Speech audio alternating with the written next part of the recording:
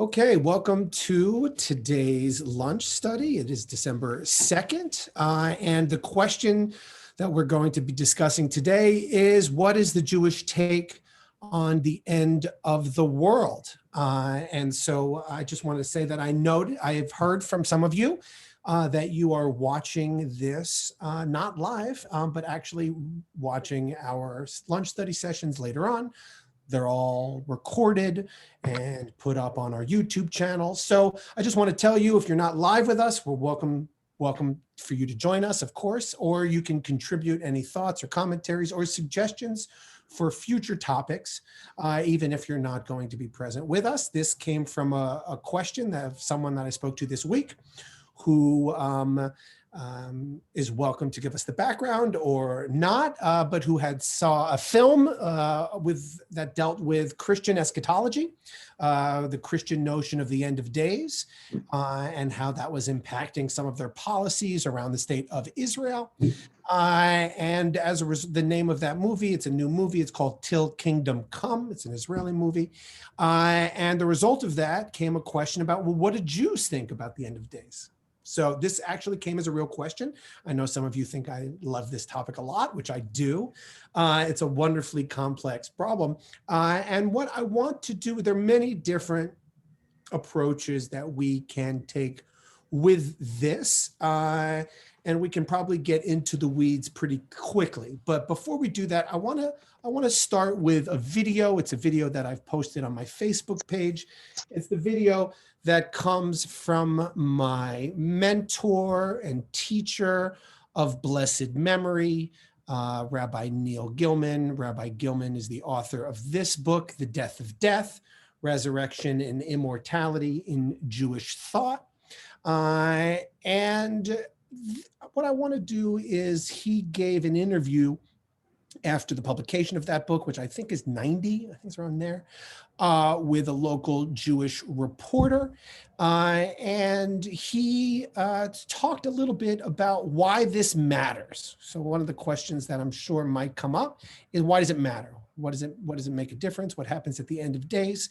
And so Rabbi Gilman, whose work we're going to be focusing on today, here, let me just give you a little video, because I really like using the audio video element here, even though I haven't fully gotten the hang of it. So I apologize. Okay, here we go.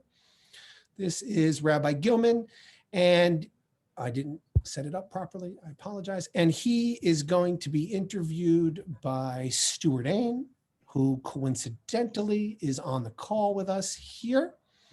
So Stuart perhaps can talk about this conversation. And here's what Rabbi Gilman has to say about the end of the world. Just let me know if you can't hear.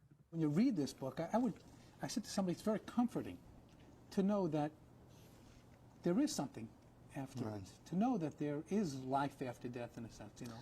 Yeah, so I think that basically the two most important points that I make, three points. First point is that if God is really God, then God is stronger than death. To say that God must bow before the power of death means that death is ultimate God. We should worship death. That's absurd to me.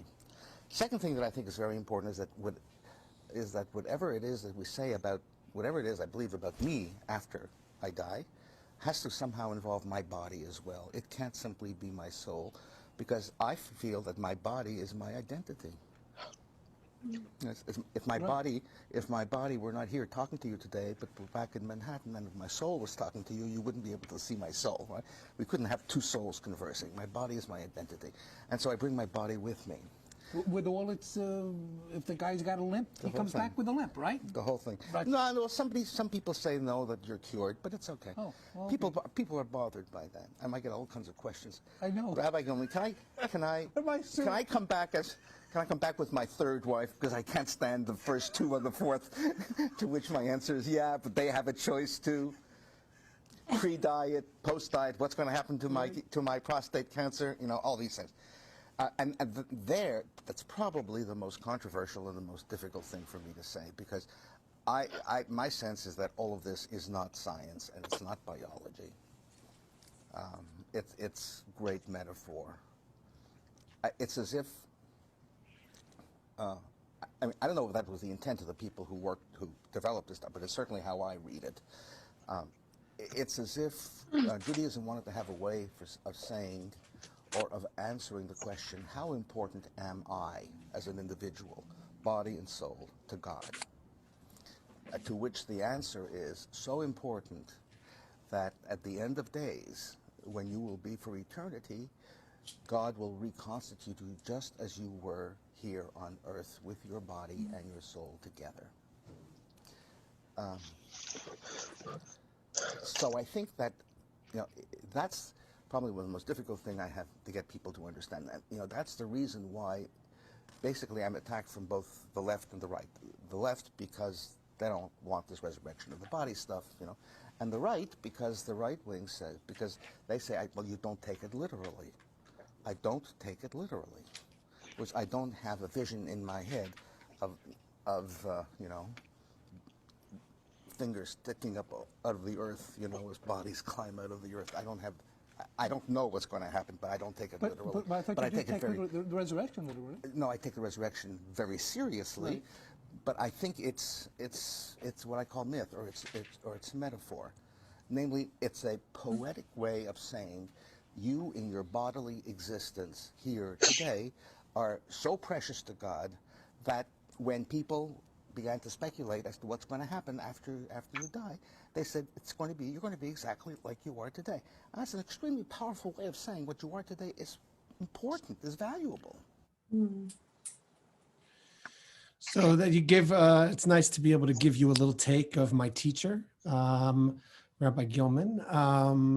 That was my dad interviewing him before I ever met Rabbi Gilman. And it's after the publication of his book, The Death of Death. So what he is sharing there is, before we enter into this topic, I think it's important that we sort of understand this wonderful question that's my dad sort of, you can see he's confused. Wait a minute, you don't take this literally? And Rabbi Gilman says, no, I take this seriously. And so when we talk and we get into what we mean about eschatology, I want you to think through what does that mean? And what Rabbi Gilman means by that is that he doesn't have a literalist take on the Torah itself. He doesn't literally imagine the bodies creeping out of the earth, as he mentioned at the end of days. But what he does do is he takes the notion of it as a myth or as a symbol or as an idea, which gives meaning to our lives and which Judaism revolves around, is very important. And so as we get into what Judaism has to say about eschatology, the end of days, think about that. You might say, well, this is crazy. This is fantastical. This is not scientific. You're right. But that doesn't mean it can't be taken seriously. And that doesn't mean it can't be perhaps giving truth in a way that's larger than that which is literal. Okay, so that's no small challenge, and I get that. And I see I already have questions up. So let's start with some of those questions. So let's start with Dale. All right, so if he says he doesn't take it literally, then maybe he means the resurrection is an image rather than whatever he means, that the resurrection has to be something, even if it's just an image. I don't know, but it's a great Dale. You're on it. You're exactly on it. All right, but what I want to know about image. Am I going to look like when I was younger in this picture, or am I going to look like my age now? That's what I want to know. With all my, my Melbonian gland dysfunction, and with my eyes itching when I didn't have any eczema when I was younger, and I didn't have any aches and pains. Yeah, and that's exactly and the all question. My scars that's the that I have on my legs because I bumped into the air purifier during the wildfires at night. So. Yeah, so that's the question that Rabbi Gilman said he got the most out of all the questions is because what he is going to do as we get further and further into this, and there's a lot to go here because we're just starting. Is he's going to explain the importance of having a physical and a spiritual resurrection, that There is a 20th or 21st century comfort with the notion of spiritual immortality, and there's a 20th and 21st century discomfort with the notion of bodily resurrection. For him, as we'll get into a little bit on eschatology, we're going to do some foundational stuff here. We're going to do some simple, basically, what does Judaism think about the end of life? And then if there's a lot of interest in this, one of the reasons I've been test casing some Mordechai Kaplan and some other pieces is perhaps it can provide a whole series on this particular topic. That's why I want more people to tell me what they want to study. Okay, so great. Gary Sokol. So I didn't get an answer. What does he think my image is? He just told you. He said, I mean, you didn't see the way he answered that exact question? He said, maybe it's with whatever. I mean, I think he doesn't want you to lose the notion of the fact that your physical body holds you and that you could not exist in this world without the physical body to hold you. And that physicality is going to prove to be essential in understanding how you exist past your death, or in the notion of the resurrection at the end of times. But yes, I don't, and neither does Rabbi Gilman have a good answer for that question. Although I think it's a good one. Gary Sokol. Well, as you always ask me when I ask questions about prayer, you say, what do I think about when I'm praying? And I'm curious when we get, I guess it's the second blessing of the Amida, and we pray, Mechayei Metim. And I don't know the background as to why, but the Reform movement decided that was unacceptable and removed it. And I don't know why, and I'm not sure what they say. But how does Mechayei HaKol. They replaced it in the middle 20th century with Mechayei HaKol, who gives life, to all. And Dale is absolutely right. They put it back in parentheses.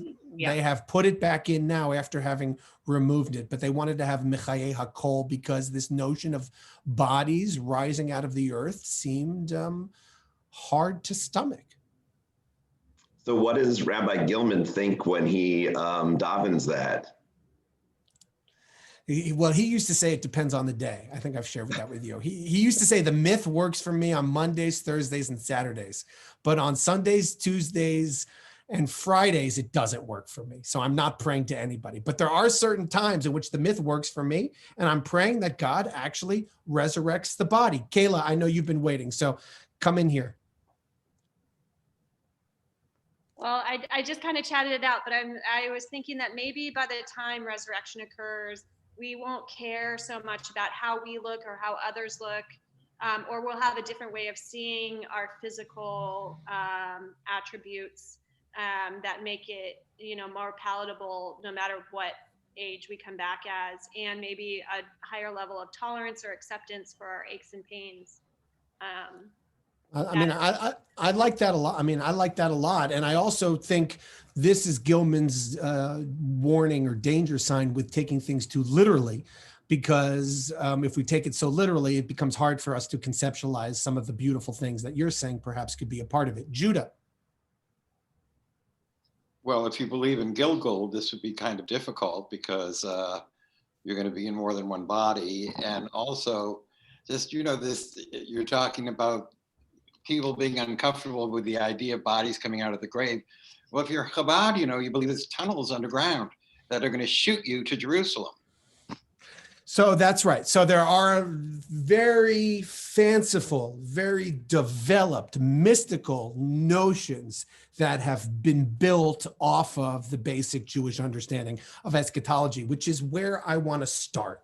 So I think I wanted to give you a taste of Rabbi Gilman so you get a sense of him and a flavor of how he teaches. And then I want to go to, by the way, you all have the text I'm going to do, or not most of you, but it's in here. Anybody ever, Lysandra, and if you have this, go grab it. This is where I'm going to be teaching from today. So if you have it, go grab it and turn to page 1434. I don't know. I have it. I have the text here. So I'm going to put the text up for everyone. Page 1434, eschatology. So I'm guessing there might have been situations where you have been in our shul and you have been bored and you have meandered around to the essays in the back of the book. Rabbi Gilman was asked to write the essay in the back of the book on eschatology, and I thought that would be a really good place for us to begin this conversation. So, Marv, you wanted to ask a question before we opened it up. But in our storyline, of course, resurrection is pretty much part of our story, if you want to believe our story. And Maimonides, in his Articles of Faith, of course, has the Mashiach coming and the resurrection of the dead. So these ideas, which are not new ideas, have been expressed pretty clearly over the years.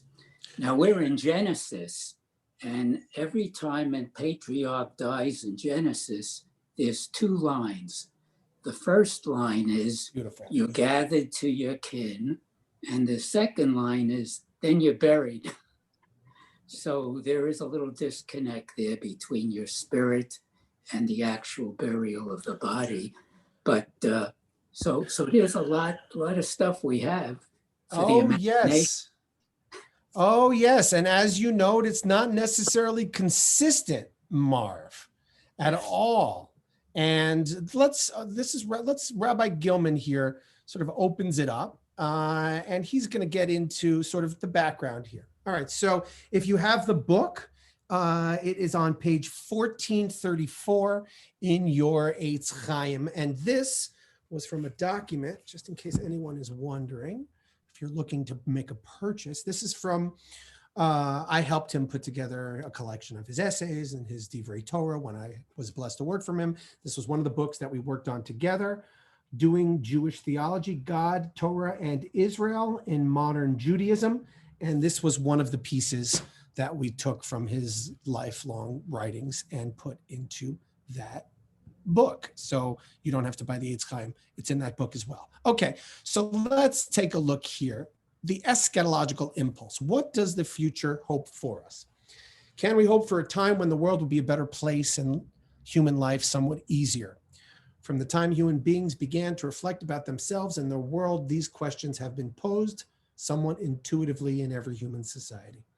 The discussion of these questions and the range of answers that have been offered are covered by the term eschatology. Eschatology comes from the Greek eschatos, which means last, and logos, which means discourse. So eschatology designates a doctrine that describes both an ideal state of affairs that will be realized sometimes in the future and the sequence of events leading up to the emergence of that state. It is usually understood to be a dimension of religion, although we also can speak of secular eschatologies. He gives an example. Marxism, for example, is often cited as incorporating a secular eschatology, although some would say that precisely because it deals with issues of this kind, Marxism is really a religion. Okay, we'll leave that aside. Eschatologies are imaginative visions of an ideal or perfected world or age that contrasts sharply with the state of affairs, which is perceived as flawed.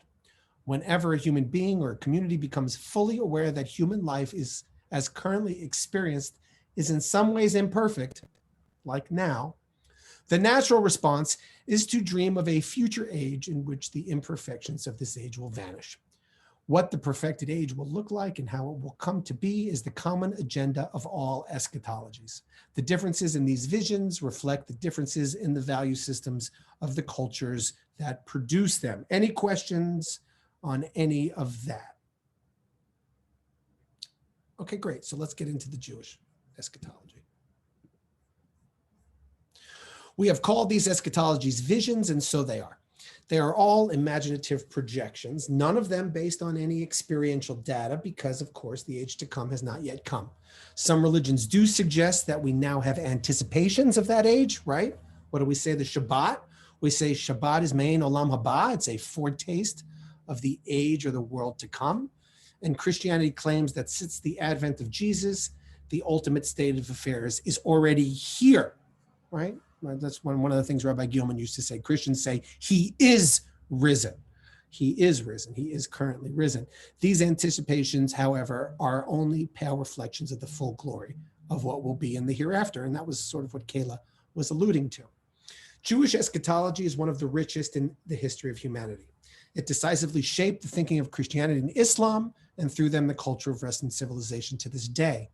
As with every other theme in Jewish thought, Jewish eschatology has its own history. He's going to go into it. Its full flowering is the product of Talmudic, also known as Rabbinic Judaism. But almost every eschatologic theme elaborated in Talmudic literature has its roots in the Bible. In what follows, I will concentrate on the biblical material. So we'll start there, and then we're going to make our way up, depending on how long we want to go with this thread, through some of the more fanciful ideas suggested. Jewish eschatology is structured in three dimensions: the individual, the national, and the universal. And it answers three broad questions. What will the ultimate destiny of the individual human being? What will be the ultimate destiny of the individual human being? Not only Jews, but usually the individual Jew, of the Jewish people, and of human civilization, or perhaps even the whole cosmic order of the world. It is not always easy to separate these three dimensions, particularly the universal from the national, but they will be kept in mind. As I proceed, I will also trace the evolution of these dimensions through four broad periods of history: the Pentateuchal era, that's the time of the Torah, the Pentateuch, the 5 books of Moses; the time of the pre-exilic prophets, those are Navi'im; the time of the post-exilic prophets, those are the later prophets; and then the Persian and the Hellenistic period, which brings the Bible to a close. All right, so basic theological assumptions. The ground for all Jewish eschatology lies in three basic assumptions of biblical religion. First, the God of Israel is the ultimate reality whose will governs everything that transpires on earth. So he's saying this is the ground for all the Jewish eschatologies, these three assumptions. Second, God has entered into a unique relationship with the people of Israel. And third, God cares deeply about the world, about human society, and about human history, and will intervene to shape events to reflect an ultimate purpose. All right, so Gilman says immediately obvious from this listing is the direct interrelationship between the national and the universal dimensions of biblical religion as a whole and of biblical eschatology. God's intentions for Israel are part of a broader plan for humanity, and God cares enough and has the power to bring this vision into place. Everybody with me so far?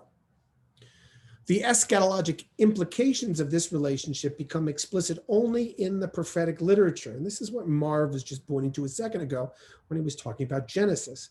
So this idea of eschatology really becomes explicit in the prophets dating from roughly the 8th to the 5th century BCE.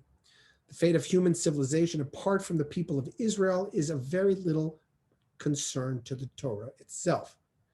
In fact, whereas the prophets envision an age when all nations will worship the one true God, the God of Israel, Deuteronomy seems unperturbed by the fact that other peoples worships the sun, moon, and stars. This seems to be their legitimate lot.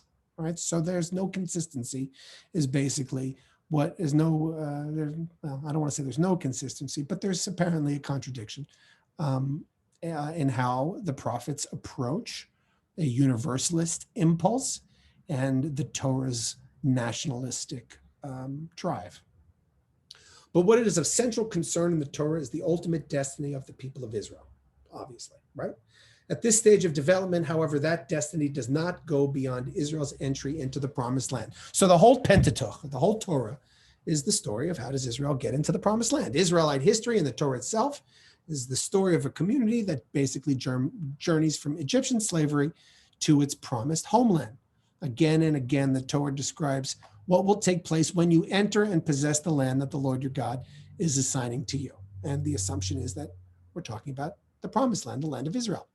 The following chapter details some of the laws that are observed in the land, concluding that if these commands are heeded, that it will go well for you and with your descendants after you forever, forever.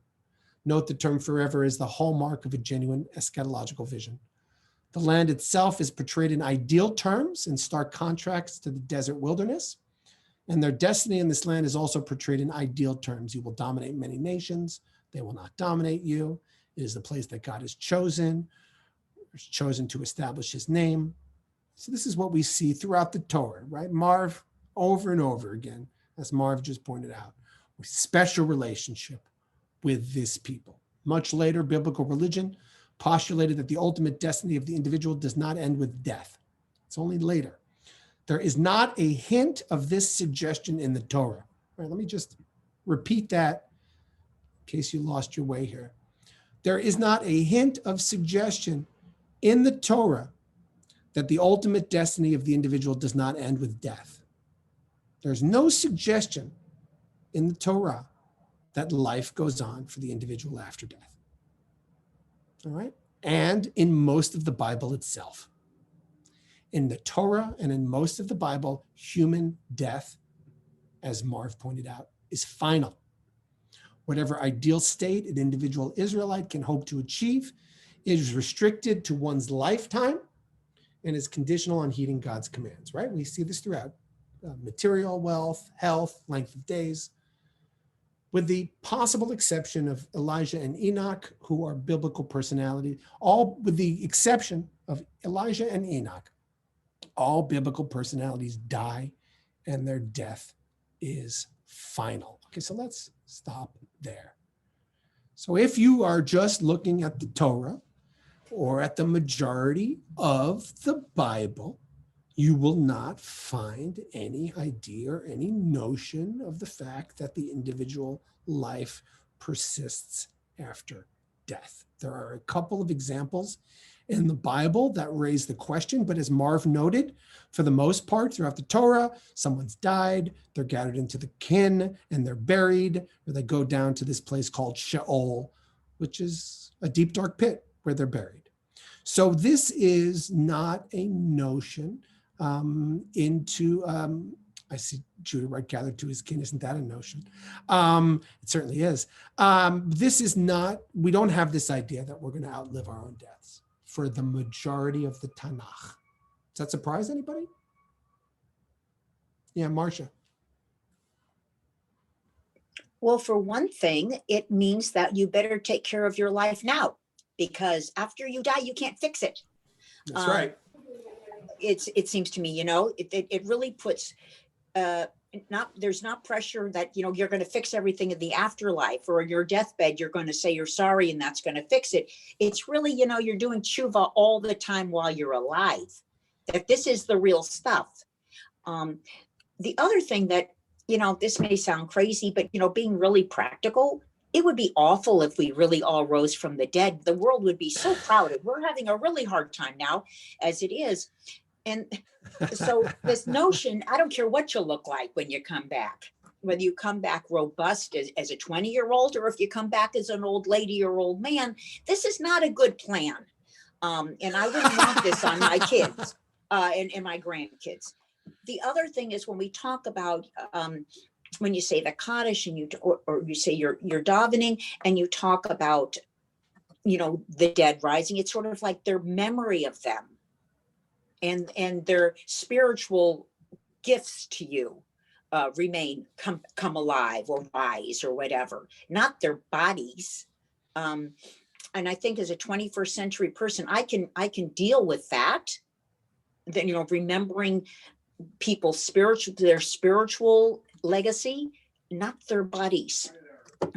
Yeah, Rabbi Gilman was really of the point of view of Woody Allen. When Woody Allen said if he wanted to achieve immortality through his films, he responded by saying, "I'd like to achieve immortality by not dying." And Rabbi Gilman was very much in that vein. Ben Chin. Yeah, I'm not surprised that it doesn't come up in the Torah. And I don't know that we can necessarily extrapolate from that the afterlife was not part of people's belief system. I mean, it's narratively unworkable, right? In any story, you need to have a beginning, a middle, and an end. It just destroys those television series where they bring back dead characters. Yeah, you can't have a meaningful narrative about a person's life where it never ends. And I would say even in other traditions, I mean, Hellenistic tradition, right? They've got a very strong idea of the afterlife. but you don't read the stories of the Greek myths where there's several chapters after the hero dies, right? The story of the hero is they're born, they have their exploits, and then they die. Everybody knows, right, that there is an afterlife waiting for them, but that isn't part of the story because the story has to end. It has right? to have a frame. It has to have a frame. Right. So I guess, but what I'm saying is just because it's not part of the narrative, I don't think we can assume from that during biblical times, that idea of an afterlife, wasn't in the back of people's heads. Maybe it was, maybe it wasn't. All right. So Ben, I like it. I like Ben's argument. Ben's argument there is like, maybe this wasn't invented at the axial age. This usually the argument is it wasn't a part of Judaism. And then we hit the axial age. And then all of a sudden the later prophets and the Talmudists added in this very rich notion of life after death. That's often how it's explained. But Ben is saying that you don't have to read it that way. This could be a part of our faith that dates way back, and it's perhaps just not explicit in the telling of a story. Jessica. This is perhaps a sort of basic clarification question, but there are angels in the Torah. Who are the angels? Where are they coming from? In the Torah? In the Torah? Yeah. I guess the angel who wrestles with Jacob would be an angel. Yeah, we got right? angels on ladders. The three angels who visit Abraham. Yeah. So who are those people? I mean, according to this, not folks who died. You ever have an angel work in your life? I had an angel work in my life. Her name, well, I'm not going to give you her name, but nonetheless, the angel, she was someone who came into my life for a very brief period of time and set me up on a blind date with my wife. There you go. That's an angel. So, I think these angels, and by the way, will probably argue that some of you have acted in angelic ways, probably with other people, beknownst to you or unbeknownst to you. You could be operating in the same way that this friend of mine was setting me up with who knew? I mean, she had no idea what would come of that shidduch, but it was certainly for me, the divine hand of God working through an individual. So yes, there is that. Jacob's angel happens in his dream. The three angels that come to Abraham, those could be real people. But I like it. What's with angels? I think that's a whole nother category. Okay. Altogether. But I think it does. But I think very rightly it does indicate, as Ben is saying, that there's something more going on in the Torah, and it's obvious there. And so to take such a critical view that there's no notion of life after death, perhaps that's extreme. Dara.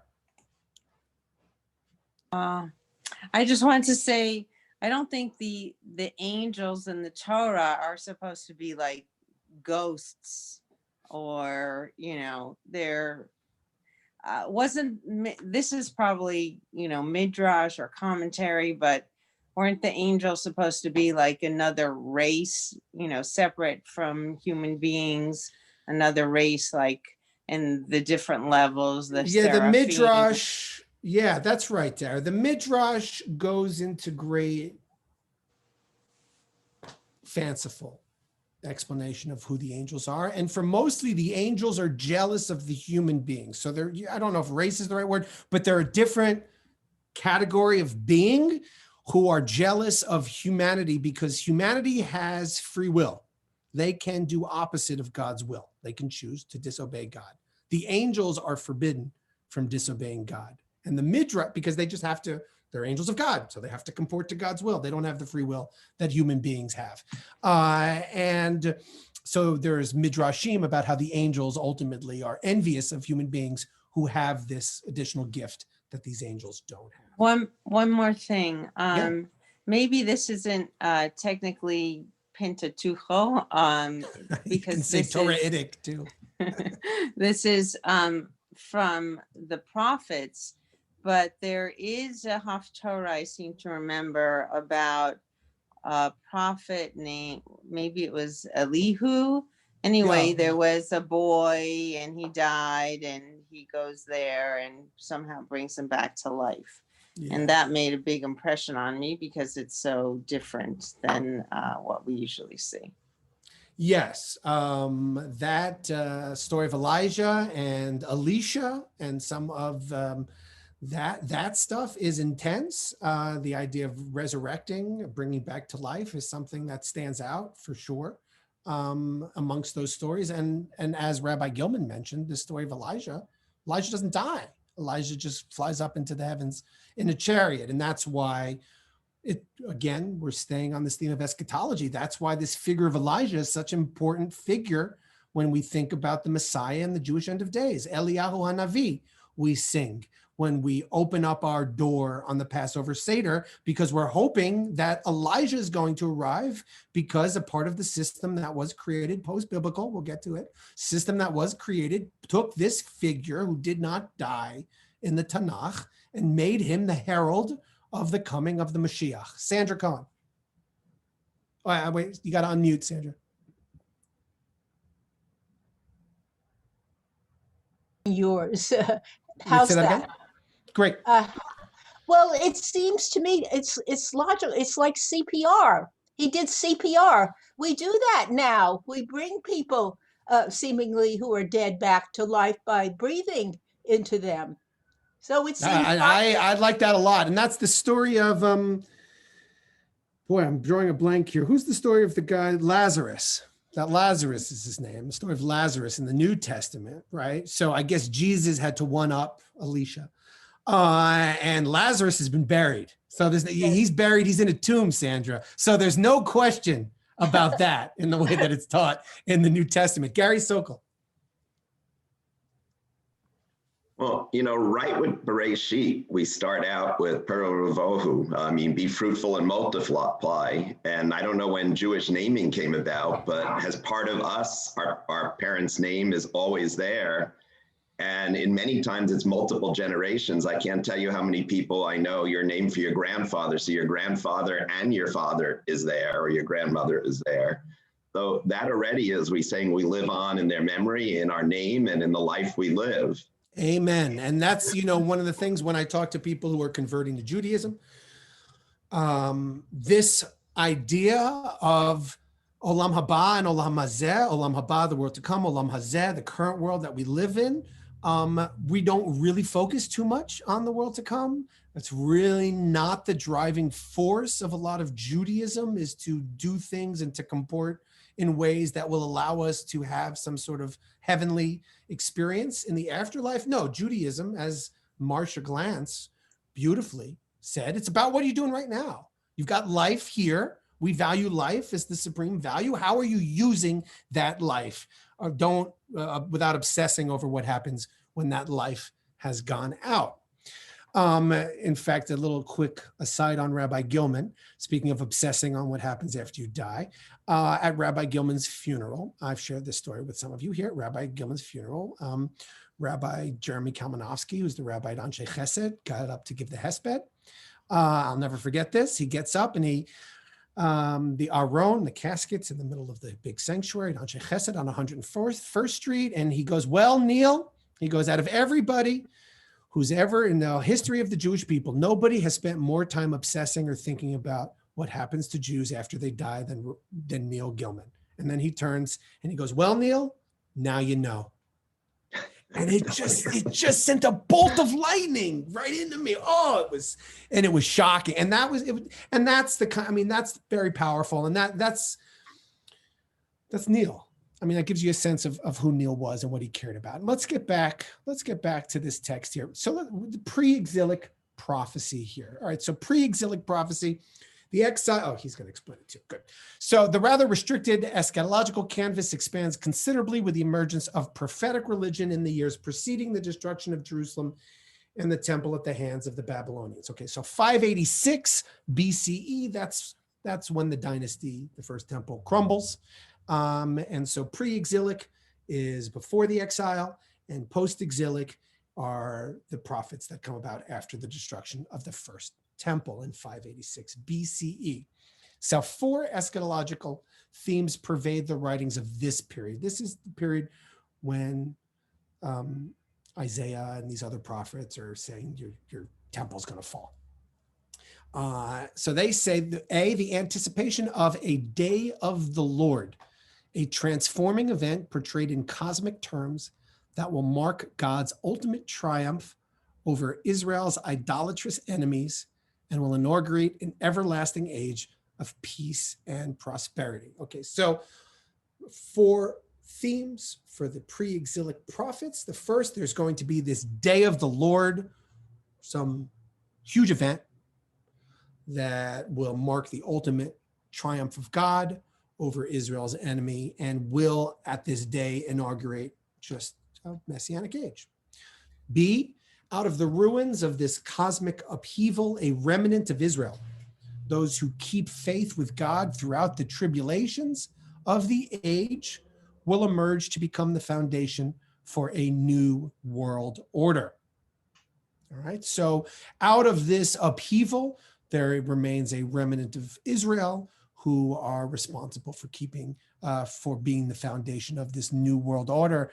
I think Kayla, in this notion of the 144,000, the Christian idea of the 144,000, I believe is the number of those who will survive the Christian tribulation and will keep the faith in order to be the living remnant to see the new world. A lot of those notions are taken from this, of course. C, in this ideal society, Zion will become the religious center of the world, and all the nations will stream there to learn the ways of the Lord from Israel. Okay, so Israel, Zion, Yerushalayim, center of the universe, and everybody will acknowledge the existence of God, and all the nations of the world will stream there to learn our ways. D, this entire scenario will be presided over by a charismatic figure, an ideal king, the Messiah, which comes from the Hebrew Mashiach, which is translated as anointed one, because Israelite kings were anointed with oil. And all of these themes figure in the writings of the pre-exilic period. All right, so pre-exile has Day of the Lord, remnant, Yerushalayim, Zion, center of the universe, fount of all knowledge in the world, and some charismatic man, figure, king who comes and is the leader. Now, Amos is the earliest of this group of prophets. He describes the approaching day of the Lord as the ultimate day of judgment, when God will destroy all evildoers, both among the nations and in Israel. This people will affect the structures of nature as well. It will be a day of darkness, a winter of darkness, a dark winter. It will be a day of darkness, not light, a day when the sun will set at noon. All right, so Amos, what will that day of the Lord look like? A day like we had a couple of months ago, which the sun never rise. That will kind of be sort of what the day will be. Everything nature, because we've discussed here, interestingly, we've discussed here in the past natural law, laws of nature, and whether or not God is subsidiary or subservient to natural law, or whether or not God is dominant over the gravity or the natural laws that we have in our universe. The day of the Lord, according to Amos and the pre-exilic prophets, it's all thrown upside down, all right? Gravity and all, everything is just turned on its head. Sun sets at noon. There's an idea for everything being turned on its head. This theme is echoed even more forcefully by Amos's later contemporary, Isaiah. It's understood that the author of most of the chapters of 1 through 39, Isaiah says, on that day, on the day of the Lord, all will be overcome by terror. The earth will be desolate. Sinners will be wiped out. Stars will not give out light. The sun will be dark when it rises. Heaven will be shaken, and the earth will leap out of its place at the fury of the Lord of hosts. God will requite the world its evil and put an end to the pride of the arrogant and humble the haughtiness of tyrants. The vision of a universal cosmic day of judgments marks the dramatic transformation from the familiar age to the eschatological idea. It is a purgative event, cleansing the world of evil. But out of that destruction, those who emerge, those who seek me, or those who seek good and not evil, the remnant with whom God has dealt, will deal graciously. The theme, okay, let's stop before we get to the remnant and just talk a little bit about the day of the Lord. Okay, so Gary asks, is there an eschatological system that does preach that the world to come will not be better than this one? Well, who would subscribe to that? If so, why would someone embrace that view? Exactly. You ask your own question.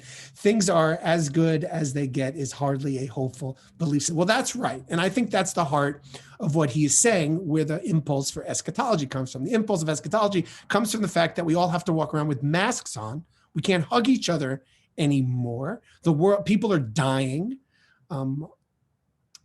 through human error. And through sort of lack of diligence or lack of concern, and the world is broken. All right. So out of that, we can either acknowledge the fact that God created a broken world that's full of pain and misery, or we can somehow create an out or hope. And the hope often of an eschatological system will come out of that broken age. And maybe it's not coincidental that I'm getting more questions about what happens or what's the Jewish notion about the end of the world or life after death during a pandemic. Maybe that should be expected. Ellen, were you raising her hand there? No. Okay. All right. Another question is, when the world is desolate and sinners are gone, where are the non-sinners? Good question. What happens to the good people? Wonderful. And that's a wonderful segue to the remnant. So the remnant here is echoed again by Isaiah, who gives his son the symbolic name Sha'ar Yeshuv, a remnant shall return. Okay, just think about this in terms of history, right? Things aren't going well for the kingdom. The prophets are saying you guys are treating each other poorly. It's all going to collapse. It's all going to fall apart. You still like to believe that somebody will survive out of this mess and that remnant will be able to reseed the future.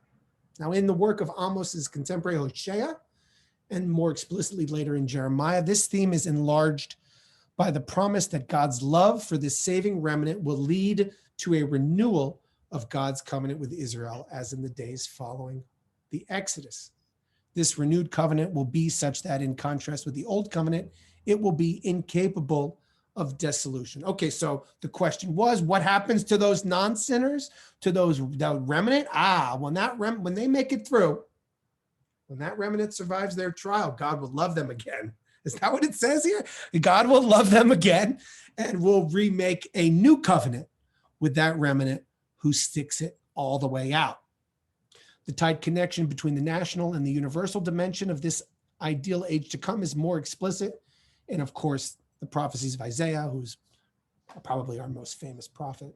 No eschatological vision in the entire body of classical Jewish literature is more eloquent than Isaiah's prophecy of the events that will take place in the times to come. The nations will come to Israel to learn God's ways, for instruction shall come forth from Zion, the word of the Lord from Jerusalem. Then follows Isaiah's promise of the end of warfare. Nation shall not take up sword against nation. They shall never again know war. All right, so Isaiah expands this notion of what happens to all those good remnant and expands it to a larger universal vision. Isaiah says it will be an age of justice and equity, an age when even the tensions of nature will be abolished, when wolves will lie down with lambs, when little boys will herd calves and beasts of prey, when oxen and lions will eat straw. Finally, Isaiah prophesies the end of idolatry, for the land shall be filled with devotion to the Lord as waters cover the sea. All right, so let's stop there before we get to the Mashiach, the ideal king. There's another question here. Is there an event that sets all of this in motion? Oh boy, that's the question for 2,500 years. Kayla is asking the question for 2,500 years that sits at the heart. We're not there yet, but it's my favorite question because it's the question that I think a lot of Judaism often breaks down. You can not falls apart, but you can divide up Judaism along those Jews who feel like by doing certain things, by putting on tefillin for every Jew, by every Jew keeping the Shabbat, by every Jew shaking a lulav, that we can compel the coming of the Messiah. All right? And then there are other Jews who say that we can't control God. God is not some magic potion that we put everything in a cauldron and then God has to act a certain way. The Messiah will come when God deems the Messiah to come. And we should have some humility with whether or not. And that's why, by the way, this is definitely Christian eschatology, which I'm happy to get into. It never works out when you set a date for the end of the world. Just notion that the cult leaders and those fundamentalists who have set dates for the end of the world usually doesn't work out well for them. And in fact, Jesus himself cautions against any date setting. So that's a great question, Kayla. But to come back from where we were, what do you think of Isaiah, sort of the lamb dwelling with the wolf? I mean, when we hear this, right? So the question was, what do Jews think about the end of the world? This is what Jews think about the end of the world. Isaiah thinks the lamb will lie down with the wolf. Fox will all get along, turn our swords into plowshares. So what do Jews think about happens in the world? That's, I guess, the answer. Is that a satisfactory answer?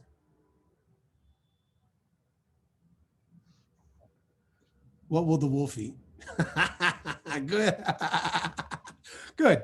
Good question. All right. So it's beautiful poetry. And it's beautiful poetry. And I think Isaiah retains his popularity precisely because of how troubled the world is and how comforting a lot of us find it to look at, to imagine that God is thinking of a day in which all of those troubles and strife are gone. And I think the more troubled perhaps we become, the more compelling that eschatology will become. Now let's go into the notion of this Messiah. Who is this king? All of this will be brought to pass under the aegis of an ideal king of the Davidic dynasty. So he comes from the line of King David. He will be guided by the Spirit of the Lord, a spirit of wisdom and insight, of counsel and valor, of devotion and reverence for God.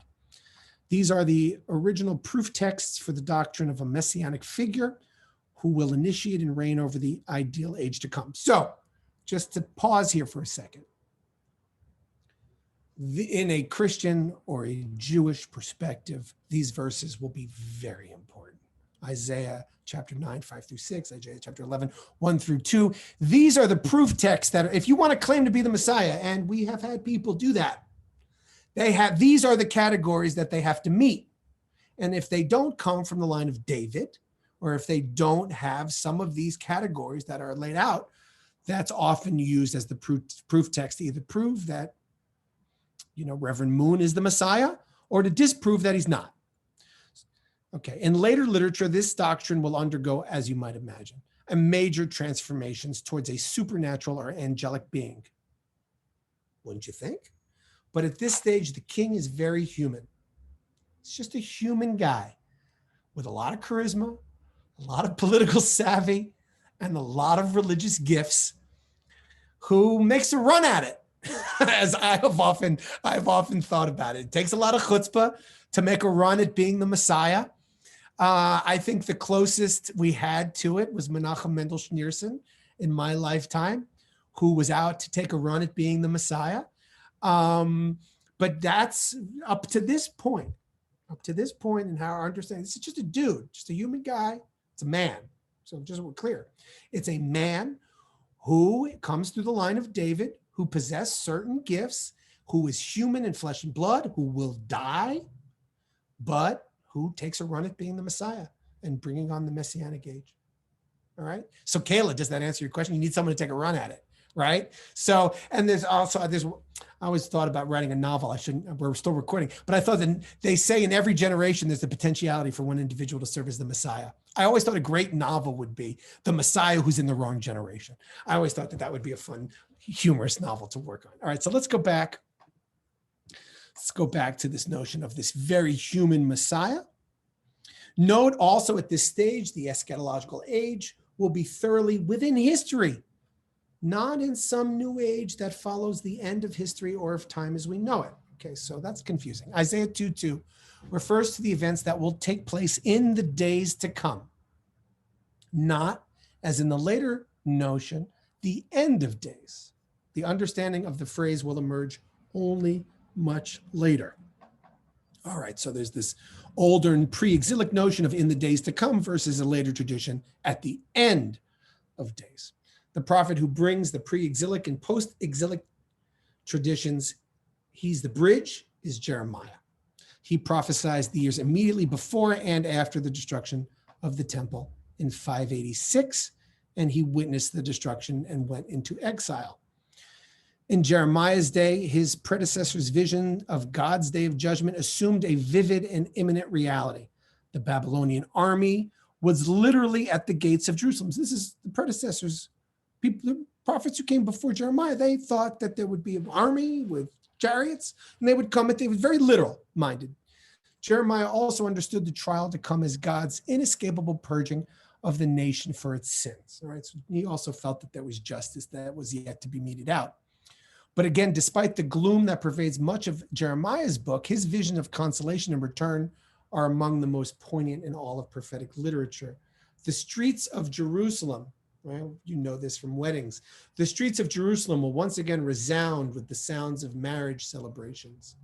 Jeremiah 31 is the single most eloquent prophecy of return and redemption in all of prophetic literature. You want me to stop and pull it up? You want to see what it is? Jeremiah 31? Let's take a look.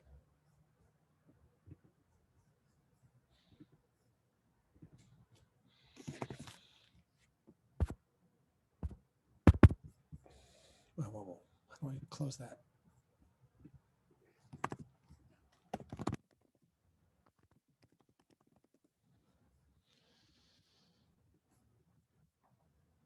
At that time, what happens at the end of days? That was the question. We're almost at the end of time, so it's a good place to stop here.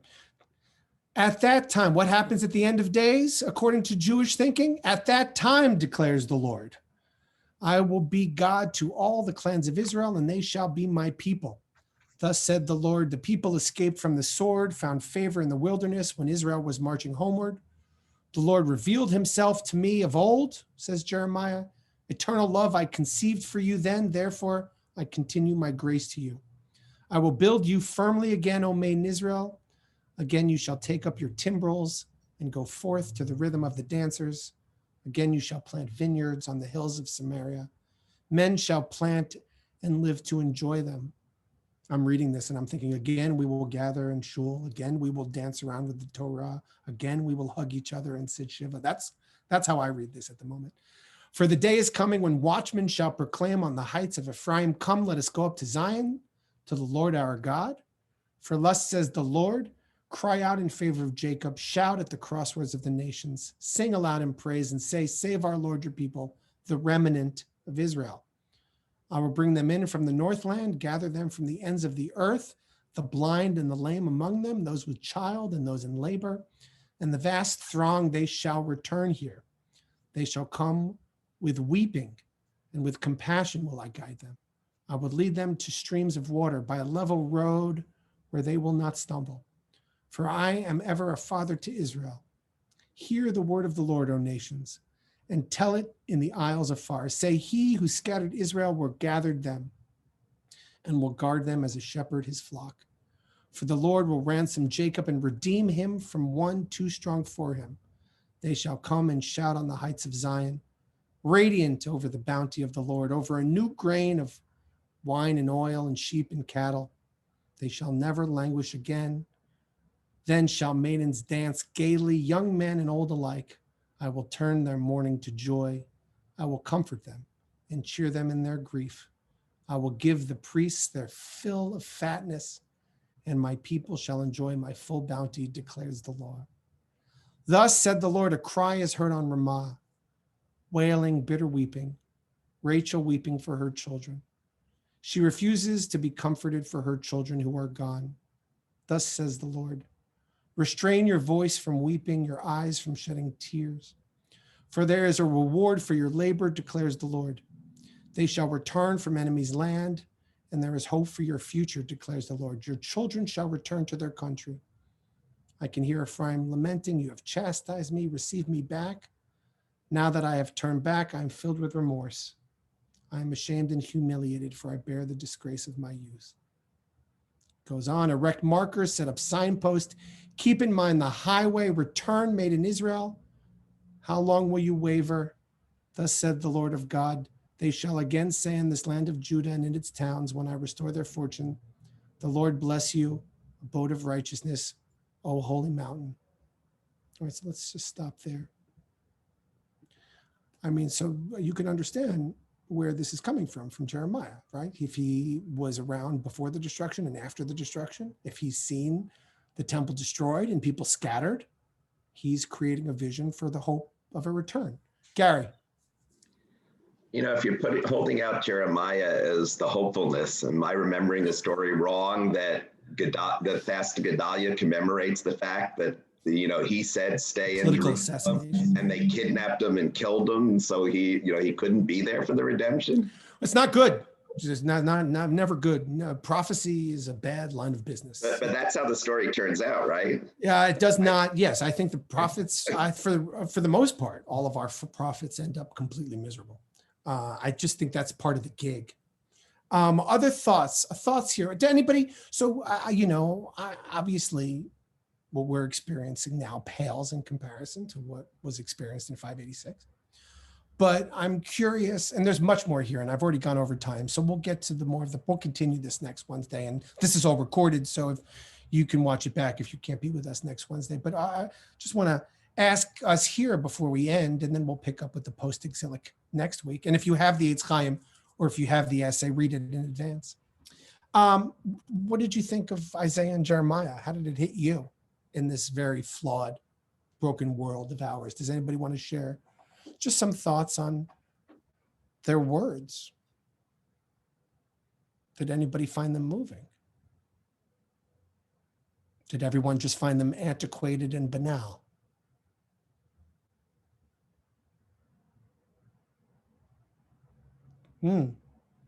Interesting. Do we still respond to Isaiah and to Jeremiah? Or are they totally speaking of a language that's 2,600 years old and no longer for us represents a vision of the future? Jessica. I think part of my hesitation around them in particular is that when I think, or like, not that I'm thinking about eschatology that often, but when I am, I think about eschatology on the like universal, and there's a lot of focus on the people of Israel, which for me just seems a little selfish, I guess. So it's harder for me. Self-serving. Yeah. Self-serving. Yeah. The whole world's going to be wiped out, but you good guys, I got something. I got something in store for you. We're so concerned with, you know, what their world was in, you know, the 500s is like, we know so much more about, there's a lot beyond what you can see and walk to that, you know, is worth also considering. Yeah, I think that, you know, I think that's right. And that's why you'll see very quickly, 3rd century book of Daniel will begin editing. We'll begin editing all of those notions that come from Isaiah because they no longer fit as we move down through the axial age into, you know, the common era. Right. Mystical, Talmudic, midrashic notions, you know, Gilguls, angels, demons, all of these notions become part of the Jewish vernacular because what was working in 586, the metaphors were of Babylonian chariots. They no longer resonated. Sandra. I was thinking of people who came to Israel, like I saw a Shabbat from people from Tigray, Jews from Ethiopia, at Operation Moses. For Sure. people like that is fulfillment of the vision, coming to Israel after such atrocity in their country. Literally on wings, literally flying through the air on wings. Amen. And that's the perspective, Sandra. That's the perspective that I want all of us to have. The perspective to be able to see God's words and God's miracles playing itself out before our very eyes. And that's the perspective that ultimately, that's what I try to teach. And I think that's what Judaism tries to accomplish. And yeah, I mean, how could you look at that any other way but the total fulfillment of of the day of the Lord, in which on wings we are carried back to Zion. I mean, it's beautiful. And you can, of course, the flip side of that, Sandra, you can understand how people might get carried away with that also a little bit and think they are actually living in the end of times and then want to tear down mosques so they can rebuild temples. So that's the flip side of the literal, taking it literally. Marv. You know, the song, Is That All There Is? So I think humankind has a lot of trouble accepting that is that all there is to the end of our life. And, you know, when you see bad things happening, you're hopeful that maybe the future has a better vision, wherever that future will be. And that leads to man's flight of fancy. And this is, I'm glad you mentioned that, and I'm going to close with this. And this, we started with Rabbi Gilman. Let's close with Rabbi Gilman. For him, that was the heart of it. That was the heart of it. For him, it seemed absurd for God to have brought him into this world only to have him die. That seemed absurd to him. And the way that his proof text for this is the Chad Gadya in the Passover Seder, in which, right, we have the one kid that my father bought for 2 zuzim, and then was bit by the dog, who was chased down by the cat. You know, I think most of the people who've been to a Chad Gadya, right? And we have this series of crazy happenings with the cat and the dog and the cow and the yada, yada, yada, the water pail. And finally, at the end, you have the angel of death comes and slaughters everything that has come before. And Rabbi Gilman said that that's where the story would end, if it's death at its supreme, but not the Jewish story. The Jewish story has the Kadosh Baruch Hu, blessed be he. God comes down and slaughters the angel of death. And this was ultimately Gilman's statement, was that if God was not more powerful than death, I believe he said that in the section I showed at the beginning, if God is not more powerful than death, then we should observe death itself. And for him, it was absurd to think that God created him, put him on this world and in this planet only for him to die. And so God, in his mind, has to be stronger than death. And that was a serious commitment that he took upon himself. I see Dara has one question. I do want to wrap, Dara, but yeah. Dara? Okay, so I'm going to stop. So anyway, we're going to, how was it? Was this interesting? Is a good topic? All right, so we'll continue this topic next week. And on this last point, Rabbi Gilman, if you're interested, purchase his book, and maybe we can study it as well. And he was, does everyone see his book there? He was criticized for the final chapter of that book. And the final chapter of that book is when he finally leaps off of his academic scholarship and speaks personally, existentially, from his point of view, what he believes. And of course, the academicians didn't like that perspective at all, because it wasn't academically rigorous. But he speaks to the heart of the matter, believing in what he believes, in the fact that that absurdity would exist if death was more powerful than God, and the notion that there's this dual aspect of human beings that we'll get to ultimately, we didn't even get to the book of Daniel in this class, but ultimately it is a combination of physical resurrection and spiritual immortality reunited at the end of days to be judged for our actions. All right, so that's a very brief, I'm gonna stop the recording here, and I look forward to everyone joining me next week.